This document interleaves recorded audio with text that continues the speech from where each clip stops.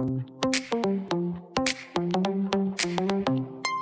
talk with experts shaping the nation. Trainers and leaders driving transformation. From practice to impact, insights that matter. Who's up unpack nerds, where pros get better.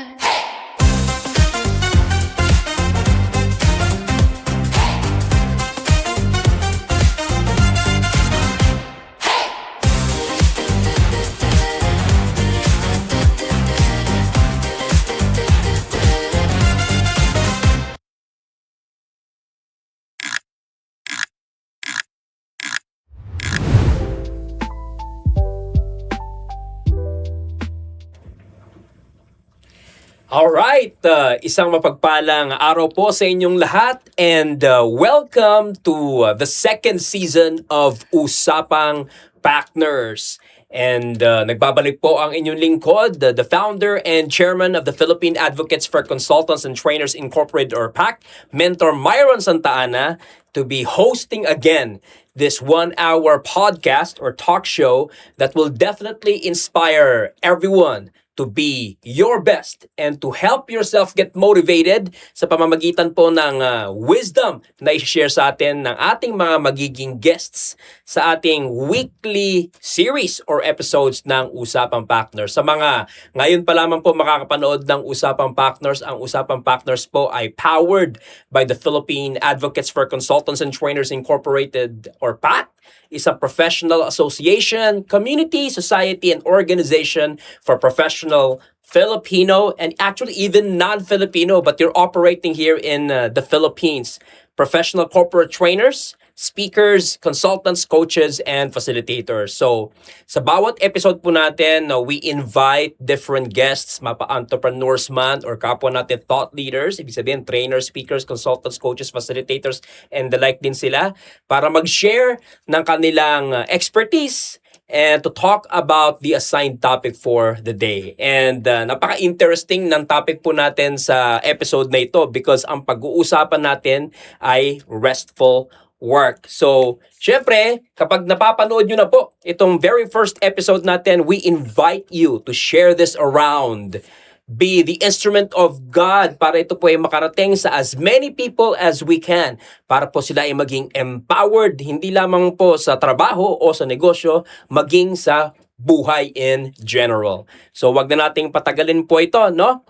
Ang atin pong pag-uusapan ay restful work, and let me start proudly by introducing ang ating guest resource person or partner. Dahil ito po ay usapang partners sa araw na ito. And I don't want to miss out a single thing about our guest coach for this episode. Kaya I have a cheat sheet here. May kodigo ako dito. So get ready for a powerful and insight-filled conversation as we welcome our partner for this episode. She is the founder and CEO of 𝗁𝗏 Consulting PH, a seasoned leader with over a decade of experience spanning banking, product development, marketing, and business strategy across top institutions like, well, wag ko na banggitin, basta mga top financial and banking institutions po ito, no? She is a magna cum laude graduate of business economics from the University of the Philippines and brings a rare blend of corporate expertise and purpose-driven advocacy, now championing mental health, AI readiness, and continuous improvement as a certified AI-ready ASEAN trainer, mental health trainer, reset mental health first responder, and Lean Six Sigma practitioner. Isa na lang po.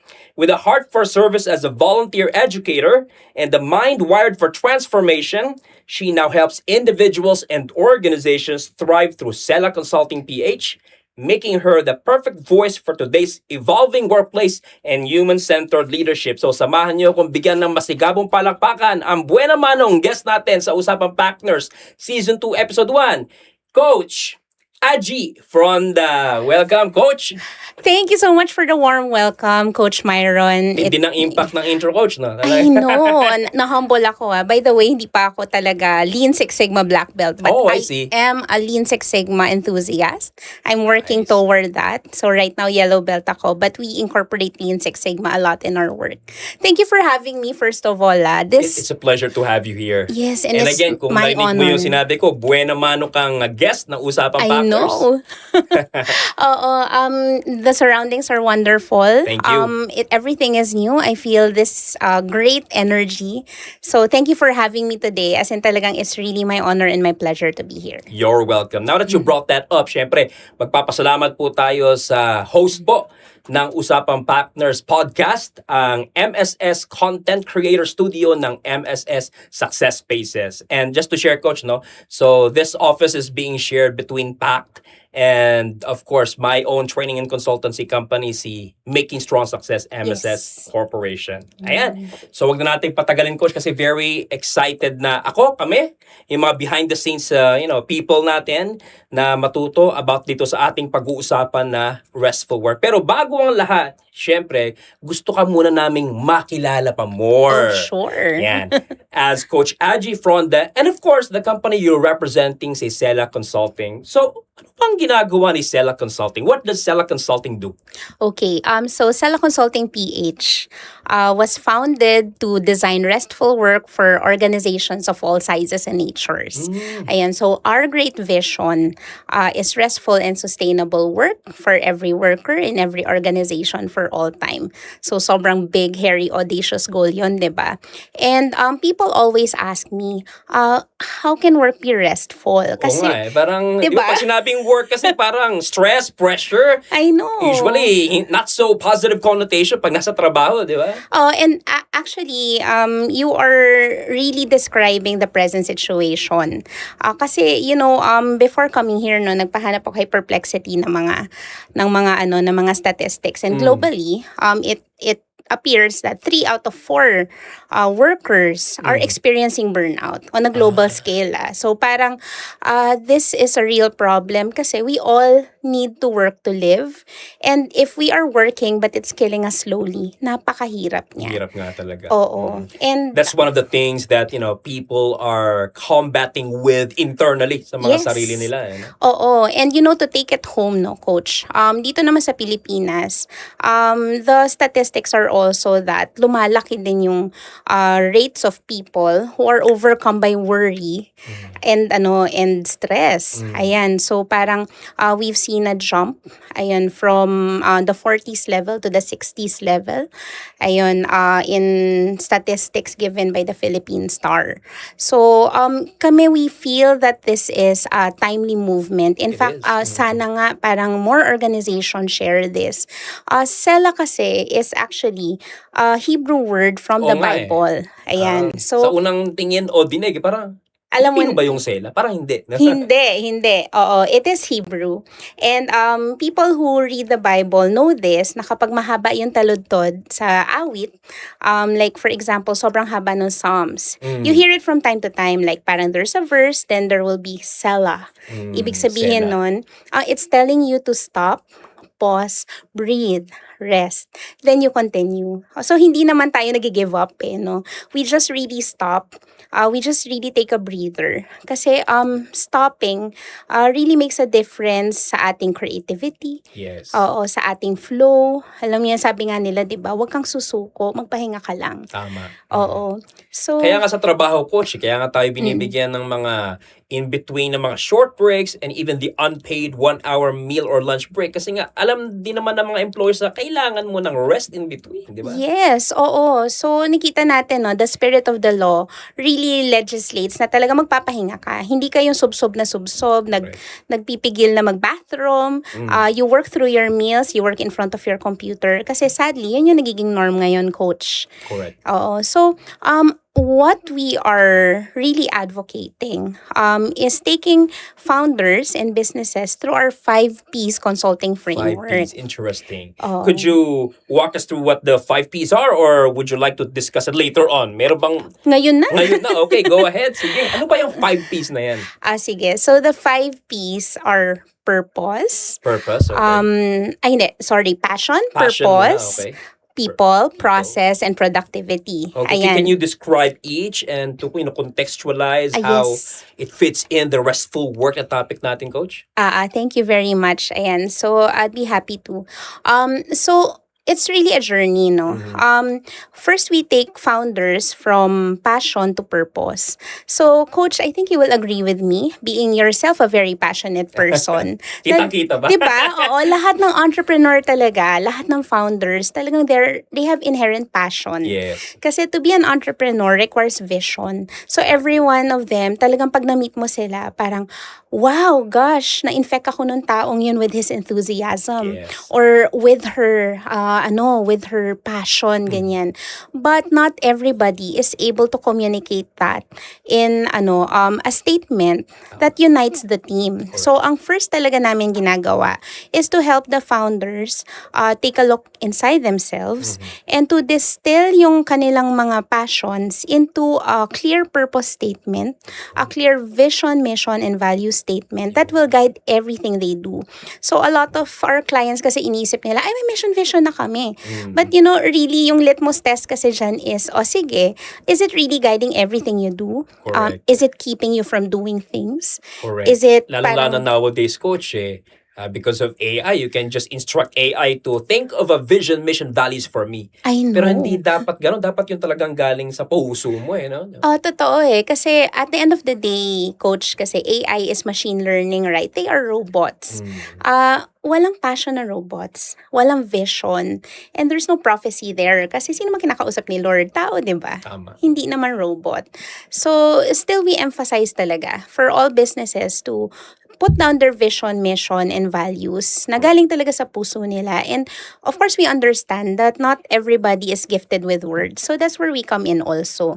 Kasi diba, for a VMV to be very effective, it should be compelling, Yes, it is. challenging, Yes. inspiring, Yes. nakakaalab. At hindi masyadong mahaba na hindi mo kayang i-memorize. Dapat I na know. ma-memorize, di ba? Kasi sometimes you come across companies na parang essay writing. Haba, Ang haba. napaka-kakapal na paragraph, di ba? Yeah, so parang sabi nga nila, and we like to say this, lagi ko sinasabi sa team ko that if something is simple, someone has put in the work to make it simple. Yes. Ayun, so that's part of what we do, Coach. So taking founders from passion to purpose, we help them distill what they do in a short statement that their teams and the greater community and their customers can grasp. Yes. Yun. So the second part of that journey is communicating your purpose to the people.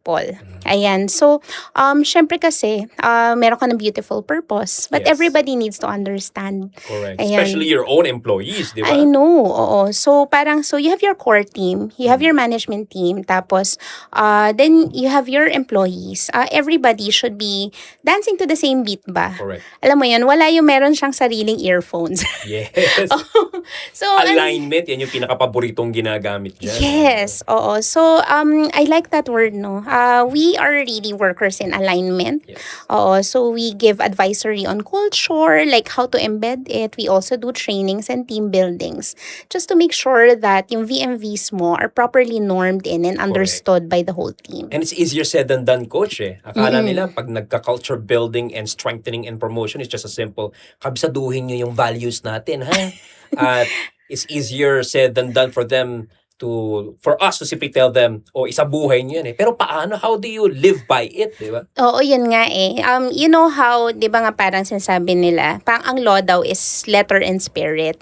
So, yes, pwede mo ipakabisa sa kanila, but they can do much more if they inculcate the spirit kasi yung mga naisip nila na interpretations ng vision mo, it will come to life if they themselves have buy-in. Yes. So, yun yung inaano namin Big word, buy-in. Buy-in, di ba? So, yun na, nandun na tayo sa yugto that the people understand. Then you go to people to process. Ayan. So actually, Coach, it's been argued nga na hindi ba dapat process first, but let's take a look at startups in all honesty. So somebody who mentored me also once told me that most startups haven't figured out what they're doing in the first 1 to 3 years. Then you start writing things. Oo. So Nangangapa pa. nangangapa pa. Ayan. So, but anyway, your people are functioning. Yeah. Ngayon, ang nagkakaroon tayo ng difficulty is when the company scales, tapos there is a dependence on star players. Alam mo yung bawal na sila magbakasyon, bawal na sila magpakasal, bawal na silang mabuntis. Oo, and 'di ba parang aren't we asking ourselves, these people being so vital to our organization, they deserve the best care. So bakit sila yung nagkakaganon? It's like being good is its own punishment. Yes. So ang ginagawa namin ngayon, we write operating manuals for clients.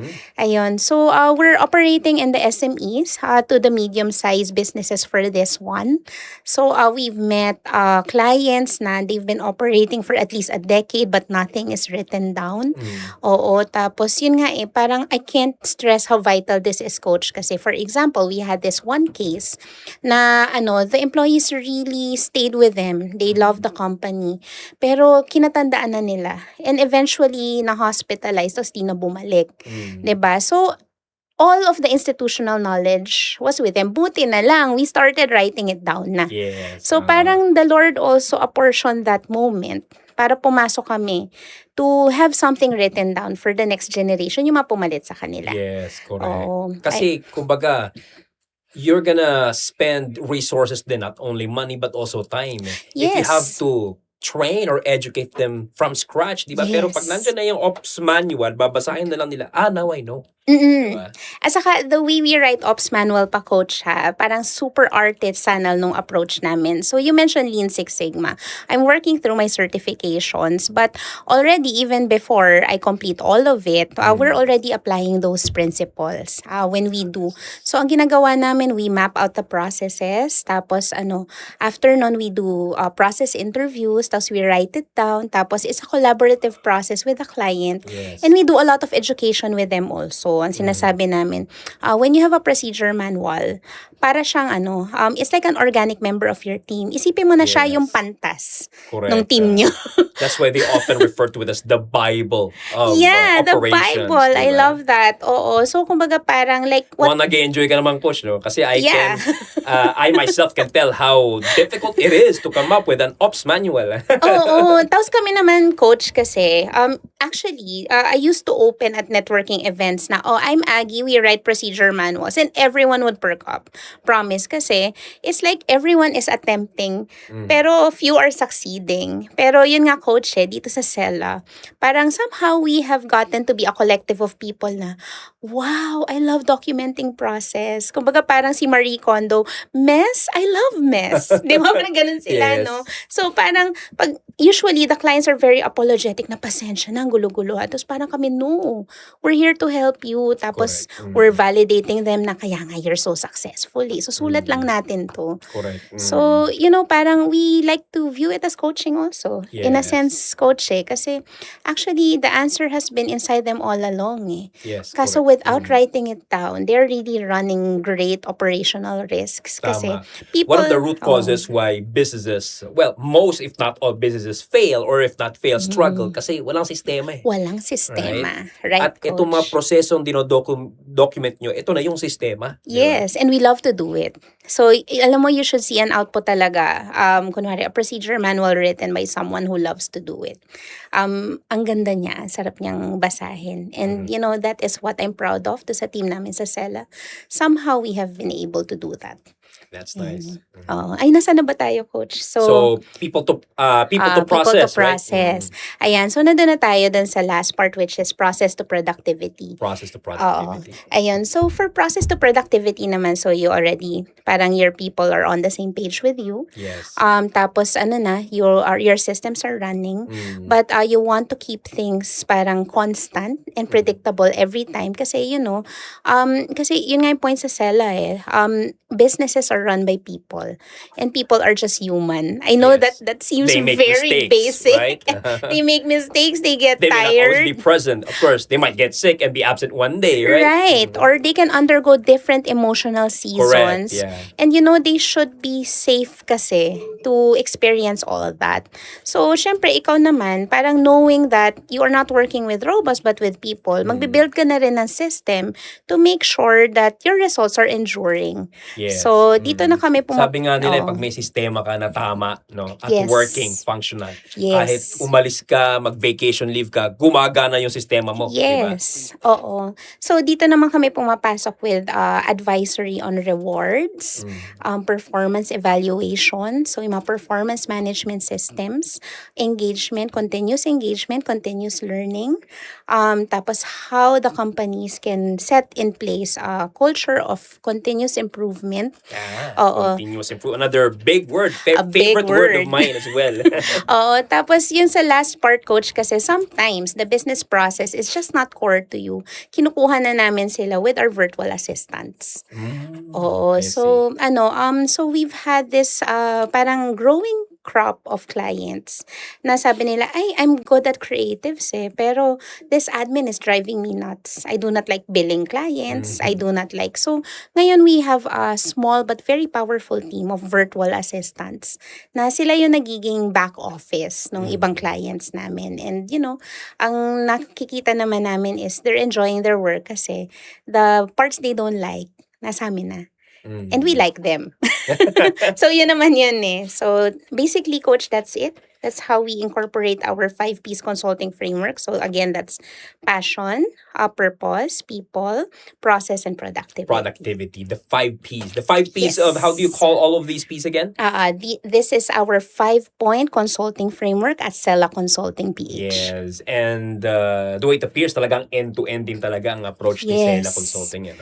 Oo. Kaya na-confuse ako kanina, coach, kasi nung una talaga when we started, it was just purpose, process, and productivity. But, I'm proud to say that 5-point consulting framework actually evolved from real engagements na. And that itself is an example of continuous improvement. Yes, diba? oo. Parang Dumami yung Ps along the way. Doon diba? sa second year namin, dumami yung Ps. Ayan. Yes. But so far, it seems to be working. So maybe we'll be sticking with it for the medium term. But who knows? Continuous and improvement. kudos to you. On your second year, you've already been doing great. Oh, thank So you. please keep it up. The Pero glory medyo belongs to atras God. muna tayo, coach, Sige. Kasi we already discussed yung 5Ps consulting framework ni Sela Consulting, Pero ito kayo na pa ako nababother dito eh. Sige, Kasi what is it? nung tinignan ko yung resume mo, and the way I introduced you, galing ka sa banking industry eh. Oh, yes. So ngayon, curious ako, from there to here, how did you get into this line of work?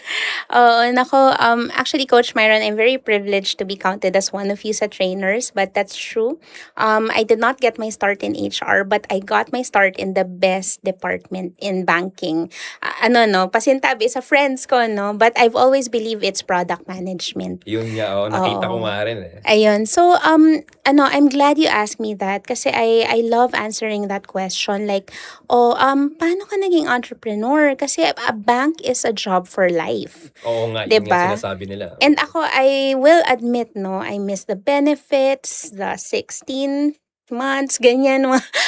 Parang the comfort of going to the ER anytime kasi all your dependents have cards. So, I think the banking industry for that is really a good place to be. Pero, may isa pa, coach, Ay, na sige. pag entrepreneur ka na, nakakalimutan mo na o naisasantabi mo yung APE. yun. Annual physical Ngayon, exam. parang, naku, ano na nga ba, I feel like I'm sick, but I cannot find out kasi wala na akong card. Correct. But, anyway, going back, coach, being a product manager really trained me to be an entrepreneur. I keep telling people nga, sa banking, it's like parang it's like that department where you get to build businesses for a living every single day. So, ang ginagawa kasi ng product management is you conceptualize a product, you build a business case, you talk to people, you get their feedback, tapos you talk to marketing and you talk about what messaging they will do. You talk to legal and you write the contract. You talk to the BSP and explain to them why they should approve their product. Tapos, yung back office team mo, you have to train all of them as well as your sales agents as well. So, basically, coach, lahat ng ginagawa ko sa banking for all those years, dinala ko lang sa business ko. Ayun, and talagang the Lord does not parang the Lord really has a plan for all of us. Kasi time na yun, enjoy na enjoy ako. I'm the last person who would be an entrepreneur. Pero now that I'm here and I'm looking back, parang I can just thank Him na parang, wow, thank you for bringing me there.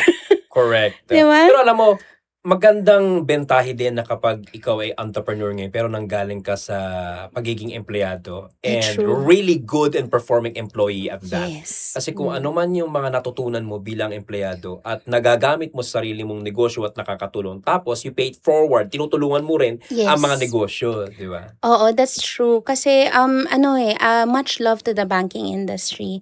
It's not perfect, pero yung mga lessons na nakuha ko doon, I am now sharing with small businesses in Correct. professionalizing their operations. Correct. I remember nga recently I had a social media post or caption about this Yes. na, entrepreneurs should never like put down or underestimate the world of employment. Oh no, not at all. Yes, kasi kumbaga like in my case, 'di ba? Kung ano man ang mga nagagawa ko ngayon bilang isang negosyante, right?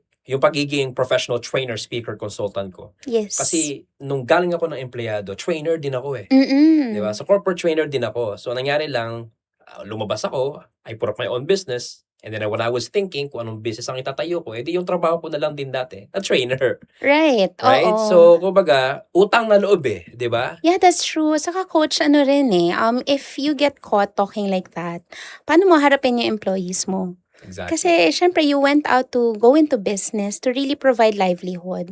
So, all of us are just trying to make things work. Naku, lalo na ngayon, coach, no? Time of crisis. So, I really appreciate that perspective. Yes, Talagang, there should be no hate, only correct. love. Hindi kasi alam mo naman, no, of course, hindi na natin sila patatamaan. Pero meron kasing industriya na for them na iangat ang pagiging negosyante at ang negosyo. Baga, pinuput down nila yung employment which is wrong, di ba? I think lang siya it's like the many options you have in life. Yes. It's one of many paths. Kasi ako naman, I was raised by employees. And ang masasabi ko lang is, it was a very stable life and I've always been grateful for it. Kasi in contrast naman, what I'm putting my family through is an adventure. Correct. Pero dito ko palalagpasin, coach, ano? Kasi pareho tayo ng story. Yeah. Pareho tayong galing sa world of employment, tapos nagkaroon ng light bulb moment, nagnegosyo. Pero ikaw naman, of course, I wouldn't assume that my story or the reasons why I became an entrepreneur ay ganun din ang istorya mo. So, I would say you were happy as an employee, no? Super happy. I call myself a happy working bee, coach. A happy working bee. So, what was a turning point? What made you realize, I think I would have a higher calling if I become an entrepreneur? Ano ba naging story mo? Sige, I'll tell you my story, coach, no? And this might not paint me to be a perfect individual, but I'm happy to say that kasi I'm a mental health advocate. Ayun. So I finished my banking career because I had a difficult pregnancy relating to my mental health. So it was recommended na magstay na ako sa bahay and I stopped. And alam mo, coach, after a decade of being an employee, talaga I went through an identity crisis. Ayan. Ako, much love to fellow stay-at-home moms. Sa totoo lang, the reason why I will not go back to corporate anymore is the time that I was given with my children. Sobrang precious and priceless talaga. But also, since we used to get up to work 9 to 5, 8 to 5, parang talagang I went through a time na, sino na ako ngayon? 'Di ba? And I really fell into entrepreneurship by accident. So someone who is very close to me had a business. It was blessing a lot of people, but it was also burning him out. Ayan. So, siya parang... If you don't mind me asking, anong nature of business nitong friend siya, mo? they are in the medical industry. Okay. Ayan. So, parang naman, ang sa akin, don't give up kasi your business is blessing so many people. Yes. Serving so many people. So, parang, when I was asked to come on and be their consultant, nagpe-pray pa ako, sabi ko, Lord, actually happy na ako sa bahay.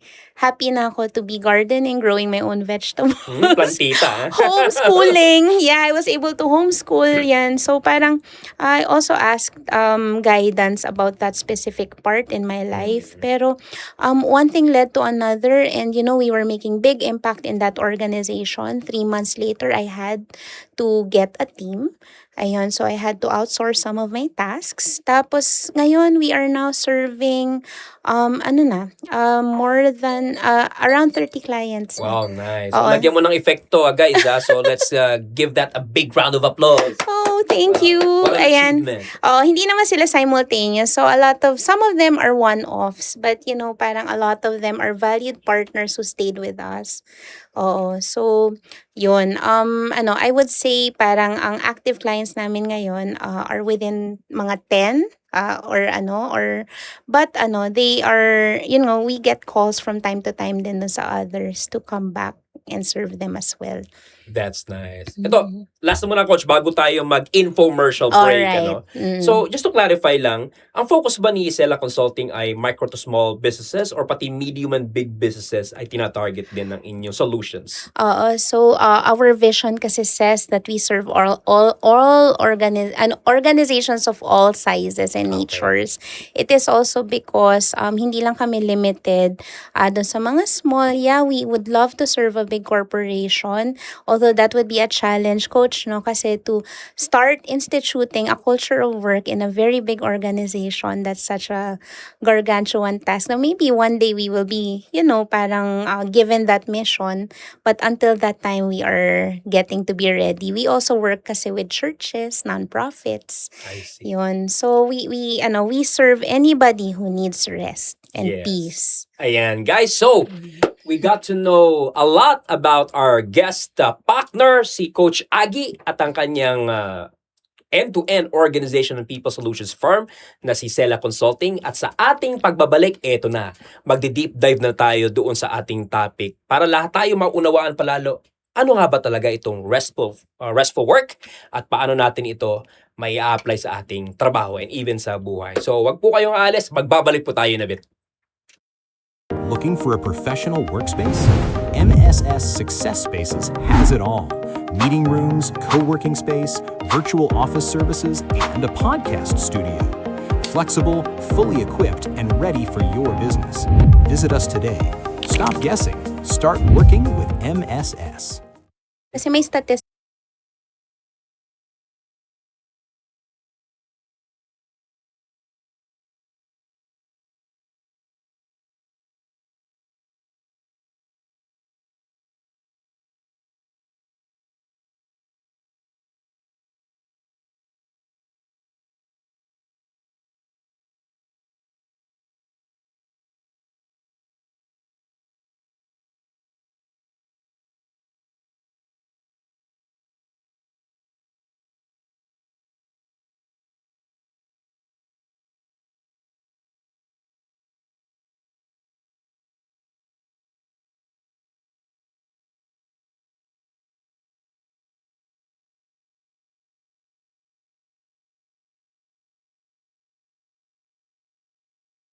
Looking for a professional workspace? MSS Success Spaces has it all. Meeting rooms, co-working space, virtual office services, and a podcast studio. Flexible, fully equipped, and ready for your business. Visit us today. Stop guessing. Start working with MSS.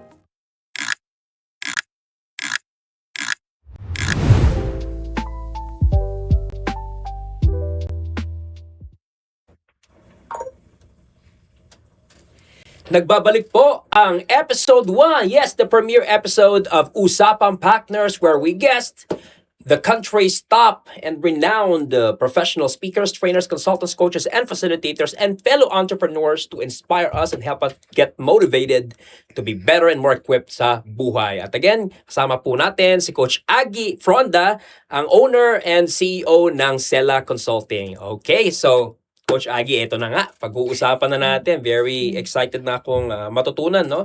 Kung ano nga ba talaga itong restful work. So when you say restful work, what does that mean? Go ahead.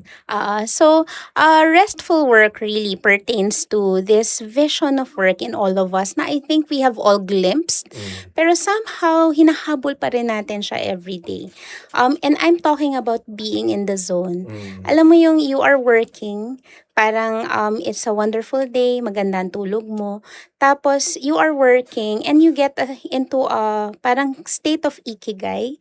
If you're familiar with that, Sa where mga hindi familiar, Coach, doon sa term na ikigai, what does that mean? sige, I will attempt.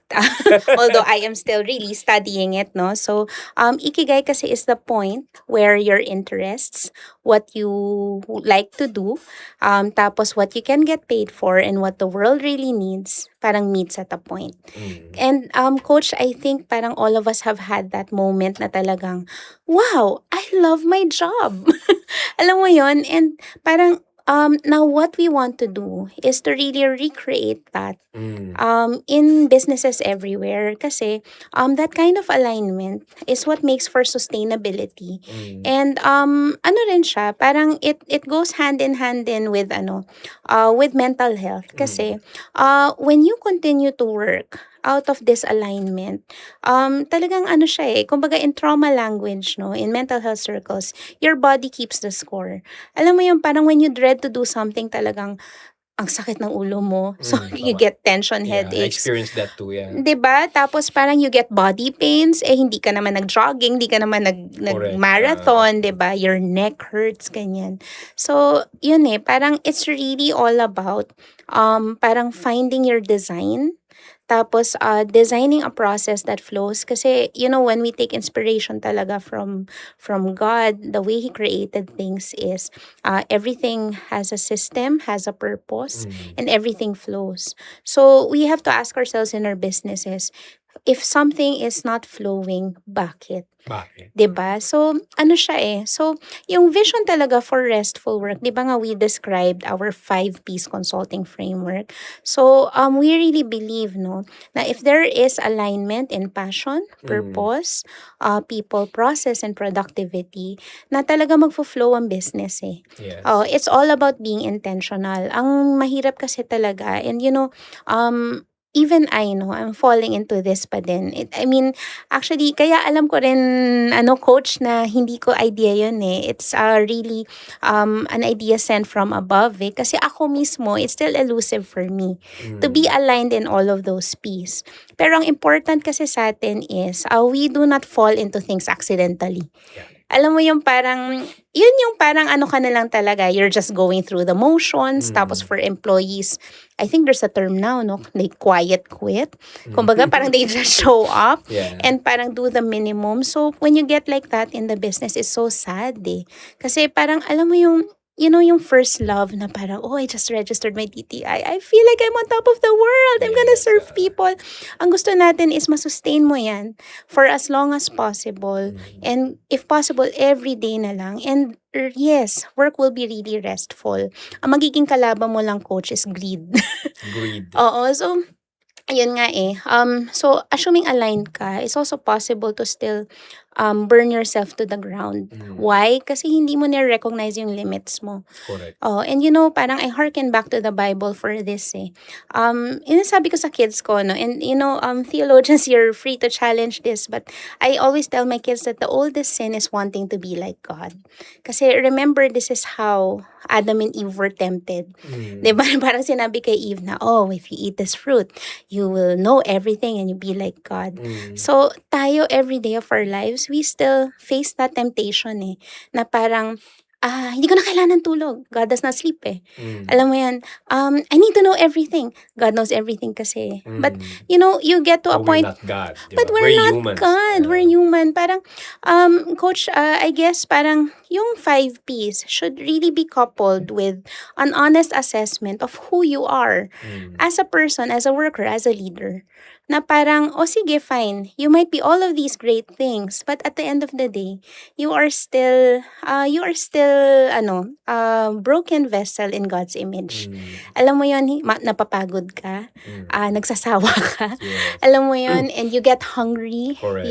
you get tired. So, yun Napabawasan yung quality of thinking mo, yung efficiency mo pag lumalabas ka na ng 8 hours, di ba? Yes, oo. So, back to the question of paano ba nagiging restful yung work? There's alignment And there is awareness. You have a recognition na, nandito ako ngayon eh. This is just my limit eh. And siguro, the last and probably the most important that we all need right now is there is acceptance. Kasi we are human and that should be okay. Correct. Oo, tayo sa... Pero parang ano lang, not to challenge that, Yeah, sure. Coach. Parang Oo. curiosity lang. Pero some people would also espouse for breaking through. Diba? Nako, hustle culture. For you to be able to achieve more, higher, you have to go above and beyond and try to break through. And when you say breakthrough, it also means you have to surpass your limits. Ano masasabi mo doon? I understand that, Coach. Ayan. Pero, ito, actually, inspiring recently yung skating. I don't know if you've been following. I used to follow it as a child. Then I returned this year. Because... what kind of skating? Yung skateboard? Ice skating? Ay, marami. Kasi nung Winter Olympics, there was all kinds, no? But, skating really made waves in social media ngayon because of 𝗁𝗁. Ayun. So, si 𝗁𝗁 kasi... Sorry, is she Filipina? US. US, American, okay. Oo, yes. So, ang kwento naman niya kasi is she'd been competing all her life since bata siya kasi. Sobrang brilliant skater niya talaga. Competitive talaga siya. Yes, competitive talaga siya. Alam mo yun. But, parang she felt that there was a point talaga na wala na, skating na lang yung buhay niya. Wala na siyang friends, wala na social siyang life, walang social life. So parang she said na she'll stop muna. And for them, disastrous yun, di ba? It's just one of those sports kasi, Coach, na parang bata yung katawan mo, you should hit while the iron is hot, and everyone thought it would be a disaster. Yeah. But she got a 2-year break. She climbed mountains. She got with her friends. She went to school. And ang nakaka-amaze dito is she took gold at the Olympics, at the Winter Olympics recently. Tapos ang dami niya kasing parang she eventually went back. Pero ang dami niyang condition. Sabi niya, "You'll not starve me." Tapos hindi kasi apparently parang figure sports skaters talagang yeah, like also siguro in the entertainment industry or the fashion industry, talagang they really have to watch their weight. So siguro, I guess in a sense, that was also grating on her wellness, diba? So parang, sabi niya, when she would return, you'll not starve me. Tapos parang, I'll be participating in the creative directions. I'll choose my music, choose my outfits, ganyan. Tapos, in other words, she would, moving forward, take control of everything. yun eh. And relating to your question, diba sinasabi mo, di ba people would advocate for, yun nga, pushing your limits, Yes, ganyan. yun Pero, nga. kaya naging sobrang epic nung win niya. Kasi when she was given freedom, she exceeded it and she had fun. So, alam niyo yun, I encourage you guys to catch her performances kasi talagang ngayon nilagay ko na siya sa save reels ko eh. Parang if I need a lift, I'm gonna watch it kasi talagang the performance is pure joy. Tapos parang ako sobrang nag-resonate ako sa story na yun, Coach, kasi ang sinasabi kasi doon, if you take care of someone, give them freedom, wag mo silang manduhan, they will actually exceed the level of achievement na sinet mo sa kanila by forcing and pushing them or coercing them even. Ayun. And for me, as a parent, that also spoke to me. So parang sabi ko, sige, how can I unlock my kids' potential by, discovering who they are, what they enjoy. Yun nga eh, the point of Let Ikigai. them be, kumbaga. Oo eh, kasi, nanay ako eh. So talak ako ng talak. Alam mo yun. But, that was that moment, it really made me pause eh. Saka, think na parang, when somebody is free, somebody is rested, somebody is well, ito pala yung nagagawa niya. Correct. Alam mo, I'm very happy to hear that kasi kahit kami ni Mrs., never namin kinompare yung sarili namin sa mga anak namin kung ano mga kaya namin gawin o nagawa namin before. Tsaka never kami nag-impose ng dapat maging ganito ka, dapat gawin mo to. Yun. Kumbaga, kung ano ang madiscover nila along the way na passion nila or anong mga activities or hobbies ang gusto nilang gawin, bahala sila doon because they're creating their own life and their life is not ours. Totoo, Coach. They are not us.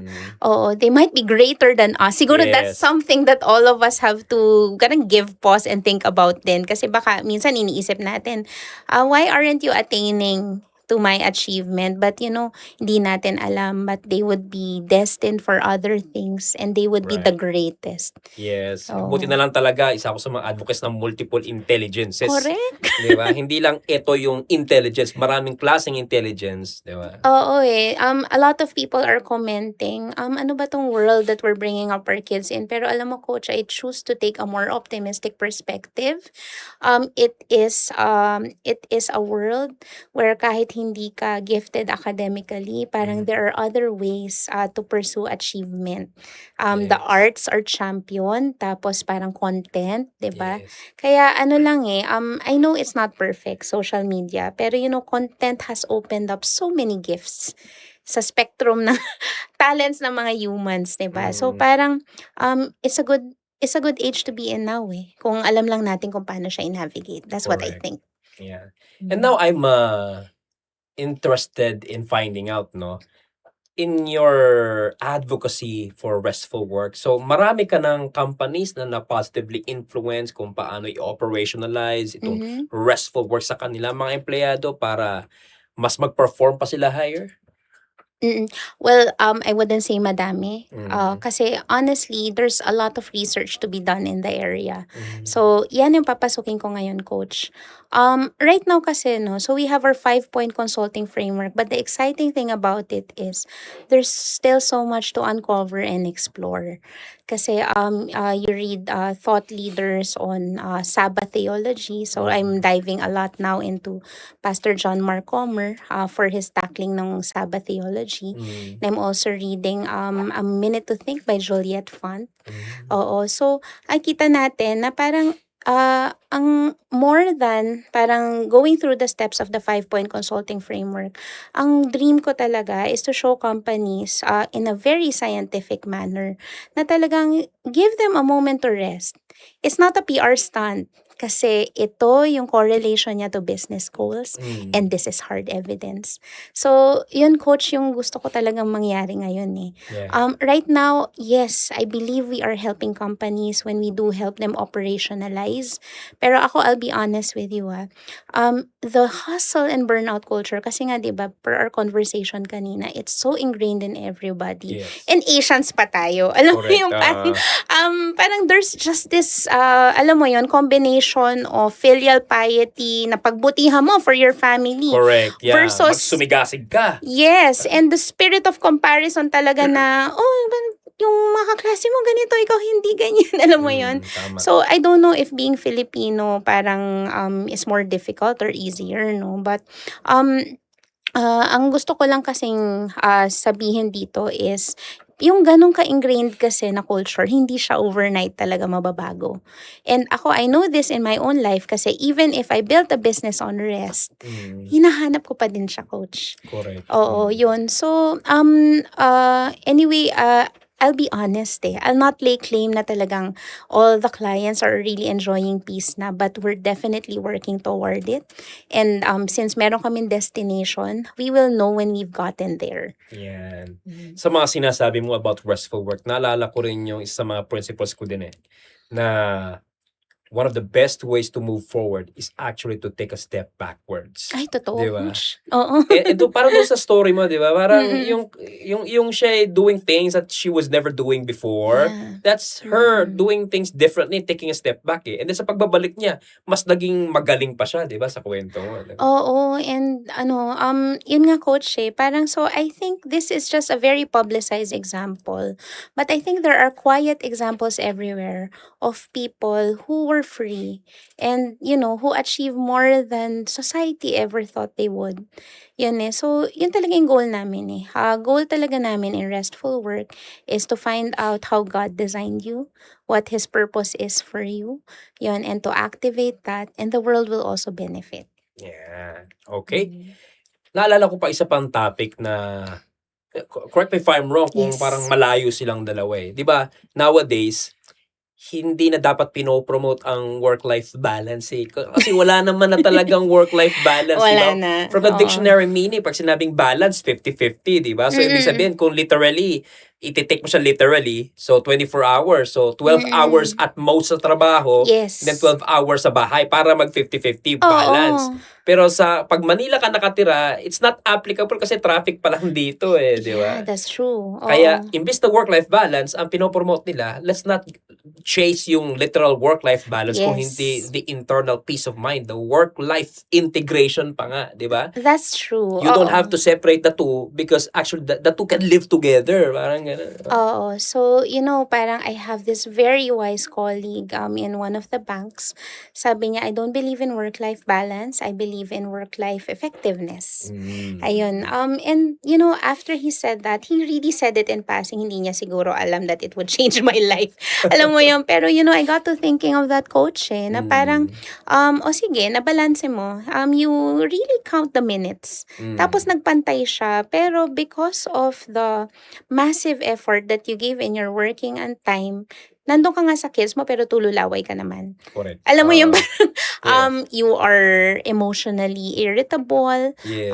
Tapos your minsan pa patience nga is gone. Di ba? Oo. Ginagawa ng ding-ali ba yan? Pero nasa bahay ka na. Pero you're not even spending quality time with your family. Di ba? Yun nga. It's your me time. Di ba? Oo. So, Coach, ito naman, this is what we're trying in our organization. So, di ba nga, we're Sela Consulting and we really pride ourselves na before we go to the clients, we should practice what we preach. Yeah. So, dito sa Sela, we have this culture code where we really champion yung wellness above work. And so, sinasabi ng so siguro parang people would listen to this and say, paano na yung mga outcomes niyo? Baka hindi naman kayo excellent. Oo. Pero ang sinasabi ko kasi lagi sa team ko is, if we have systems and backups, we can all have a life. Alam mo yon, nandun lang nakapaloob na sa culture code namin which prescribes how everyone must behave in Sela is parang in all caps, over-communicate. Alam mo yon. So, dito sa Sela, parang we're like, by all means, yes, attend all your kids' events, ganyan. Tapos we are twice redundant. We're working to be 3 times redundant. Alam mo yon, and there's no sacred cow in Sela. Parang we really cross-train everyone talaga na parang, okay, kung hindi siya, kung mawala siya, kahit 1 week siya mawala, somebody will step in. Ayun. And this is not... But not that you brought that up, no? Yes. Curious din akong tanungin. Sige. Since mga ibang tao nagtatanong sa iyo Yes. With the kind of culture you've established for Sela, for your team, yourself, di ba? That's impressive. Pero pag may nagtanong sa iyo, pero have you been meeting or better yet exceeding your targets for yourself as a for company? myself, oo. So, yun nga actually, I've been seeking counseling and mentoring on this kasi if I'll be honest with you, sa akin elusive siya And I know you relate to this as a founder and a builder kasi in the first year talaga, parang all you do is build. Baby steps, yes. Oo pero alam mo, Coach Myron, parang ako, I'm also a firm believer in self-compassion. And I really have to put it out there na I'm delegated out in most of my tasks. Kumbaga nag-aayos na lang ako. And every day, I invest in AI tools, parang time with my people and SOPs to really tell them na, this is how I think. So, parang tapos of course also, I get their feedback kasi yun naman din yung isang pinagyayabang ko din sa Sela na, somehow, I was able to assemble a group of people who exceed me in every way. Alam mo yun, so parang doon ako natutuwa din, Coach. That's actually the hallmark of great leadership. Eh, You are able to, you recognize that you are the leader, but you don't necessarily have to be the best, diba? Or the brightest, diba? Hindi talaga, Coach parang I think I designate myself as a connector. Yeah. Oo, when I approach clients, I'm like, I need to connect this person of mine with this client kasi talagang they'll be able to collaborate well. So parang ganun yung nagiging mindset ko. And if anything, I give the glory to God talaga. Kasi ngayon, all of these things are humbling to admit. Na parang, I just told you at this conversation na, my people are better than me. I've delegated out. I have taken vacations na talagang hindi nila ako masyadong kailangan. Alam mo yun. But again, the founder life talaga, You got out na nga, they'll draw you back in. So, nangyayari yon. And ang important lang talaga, coach, is, you're intentional eh. Alam mo yung hindi ka nalilibang.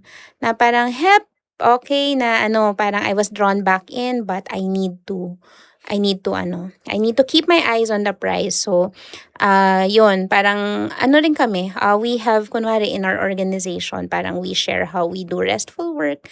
So, just today may na-post, what did you do sa Holy Week? So, ngayon, naghahanap na ako ng pictures ng mga pagre-relax na ginawa ko sa Holy Week. Kasi sa amin, everyone is encouraged na ipagmalaki yung mga lakwatsa nila. Yes, at yung mga bulakbol nila. Hindi siya time with family, time for themselves. Yeah, hindi siya conventional office na parang, ayoko nga ipaalam yung ginawa ko kahapon, nag-travel ako kasi kunwari nag-SL ako, alam mo yun. Pero kasi kami, ang sinasabi namin sa kanila, kunwari ako nga so I mentally diagnosed, diba? So I tell them, if you need a mental health day, sabihin mo lang. Alam mo yun, the backups will kick in, the systems will kick in, yung exams ng anak mo, okay. Basta sabihin mo lang, alam mo yun. Tapos, yung backup mo will parang catch up with the slack. Tapos rin sila, parang the systems will kick in, or sometimes you will just mutually determine na you can do this when you get back. Kasi yun nga there's also the tyranny of the urgent. Minsan kasi nasa-stress tayo kasi lahat kina-classify natin urgent. Yes. I mean, come on, sit down, really think about it. Lahat ba talaga? Lahat. Diba? You have to be able to classify. Are we dying tomorrow, coach? Diba? So, yun parang, I think, nga talaga if you will pursue restful work, you really need to be intentional. As in talagang, pili mo yung sarili mo. Oo, and don't be guilty about it. Alam mo, Pinoy kasi minsan nahihirapang piliin yung sarili. Oo, you have to be, tayo yung may mga sandwich generation Nag-asawa na nga tayo, kailangan pa tayo ng families natin. So, alam mo yun. But, siya you can't pour from an empty cup Ngayon, ang dami ko na nariringgan ng ganyan. But the question is, parang how are we really practicing that? Ayun, kasi parang apart from making self-care like an obligation, it should be a lifestyle Yes. Oo So, parang minsan, I spoke to a fellow mom recently na, di ko na nga nagagawa yung self-care ko ayan, nadagdagan ka pa ng obligasyon, sabi ko ganyan. It shouldn't be like that diba? Alam mo yun, parang we shouldn't be guilty na hindi tayo nakakapagpaspa, ganyan. If watching anime works for you, then do your thing. Yes. Okay. Ang important lang, alam mo. Sa pagbabalik natin, magandang Oo. pag-usapan natin kasi nabanggit mo is yung question sa'yo is, paano ba i-build yung ganyang buhay, di ba? Of restful work. So, let me know kasi, again, it's another easier said than done, no? So, yan ang sunod nating pag-uusapan sa pagbabalik natin after another infomercial. Looking for a professional workspace? MSS Success Spaces has it all. Meeting rooms, co-working space, virtual office services, and a podcast studio. Flexible, fully equipped, and ready for your business. Visit us today. Stop guessing. Start working with MSS.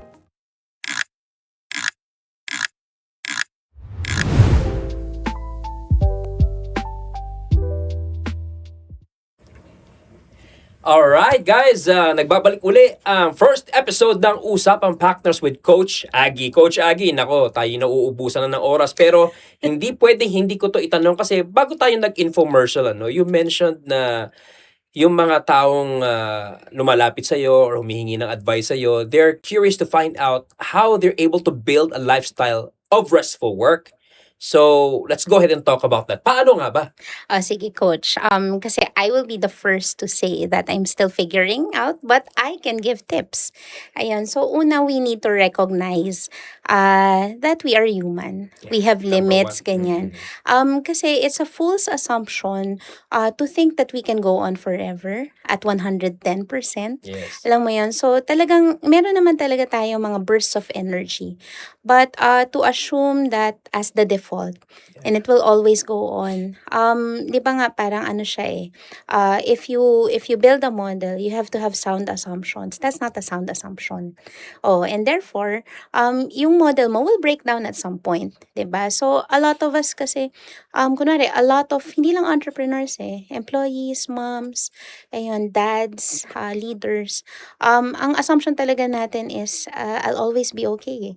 Tama. Oo. Pero sabi nga nila ang buhay gulong Yeah. Oo. So you also need to make provision for the time even when you're not in it na nandun ka sa ilalim. Yeah. Oo. So, and Expect to prepare for even the worst. Diba? yun Oo. And I guess that brings me to my second tip is to really build your support system and community.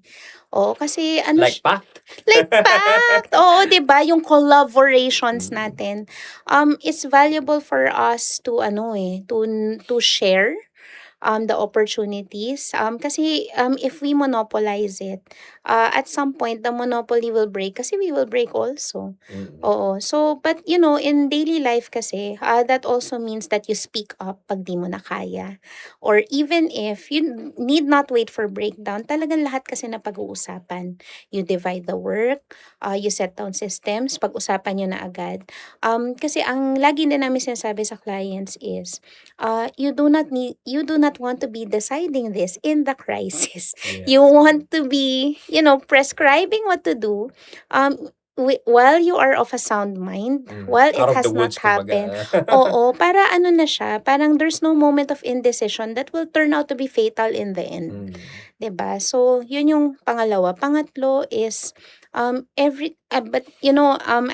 approaching this from a Christian perspective, no? Kasi I'm a former atheist who found my peace in Jesus. And that is probably a different episode na siguro.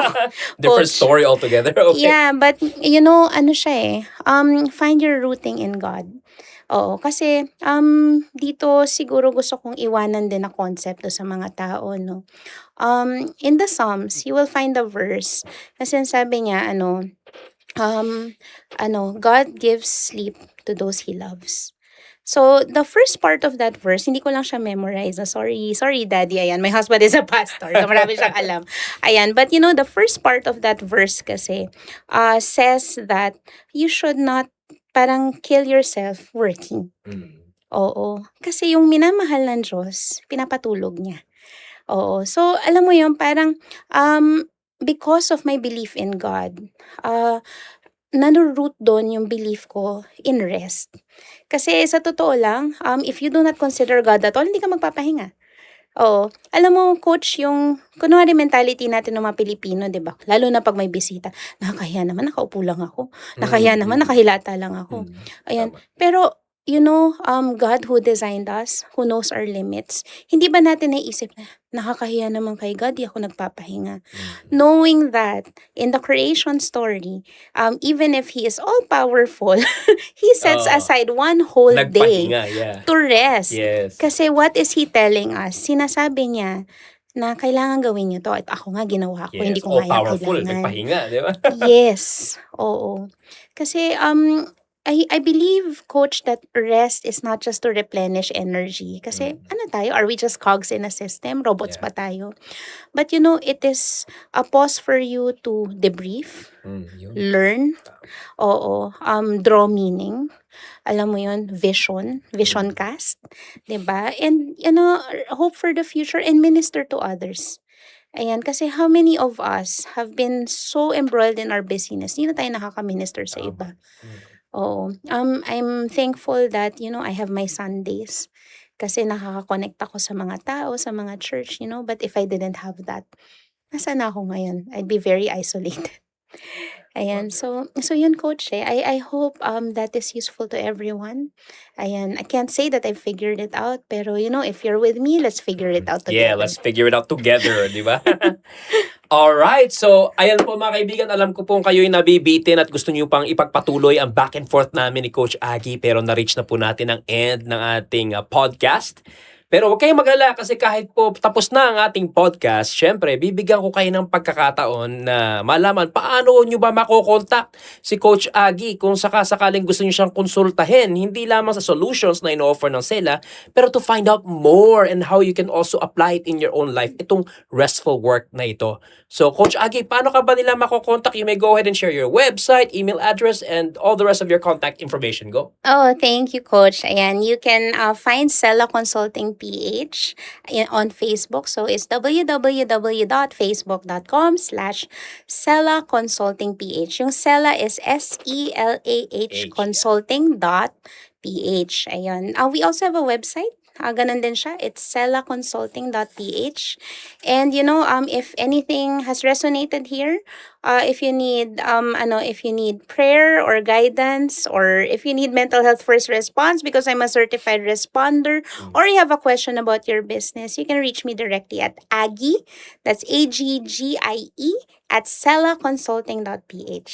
Ayan. So, thank you, Coach Sela. Pero bago ko kamayan ang iyong bago kita kamayan, syempre, samahan mo kong imbitahan yung mga kapwa natin, mga aspiring, kasi 3 kategory natin, Coach, aspiring, new, kakapasok pa lang sa industriya, at mga seasoned, mga veterano na professional corporate trainers, speakers, consultants, coaches, and facilitators na samahan tayo. Join the advocacy dito sa Philippine Advocates for Consultants and Trainers and help us enrich the community of thought leaders. So, let's invite them, Coach.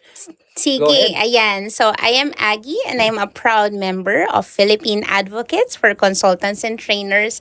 And I am inviting all of you aspiring, ano yan, Coach? The new, and the seasoned ones, ayan, trainers and consultants to join us here because what we do here is collaboration. Ibig sabihin, nagtutulungan tayo all in a spirit of love and fellowship for the betterment of our Philippine society, because at the end of the day, an educated workforce will propel our country to more prosperity. I couldn't say it any better than that. You've nailed it right on its head, Coach Aggie. Okay, guys. So, tapos na po tayo sa premiere episode at abangan nyo po ang susunod na episode ng ating Usapang Partners, kung saan ang pag-uusapan naman natin ay syempre different, equally interesting topic na magagamit nyo sa buhay, trabaho o negosyo. On behalf of the Philippine Advocates for Consultants and Trainers Incorporated, or PAC, ito po ang inyong lingkod, Mentor Myron Sta, na nagsabing thank you and enjoy the rest of your day. Goodbye for now.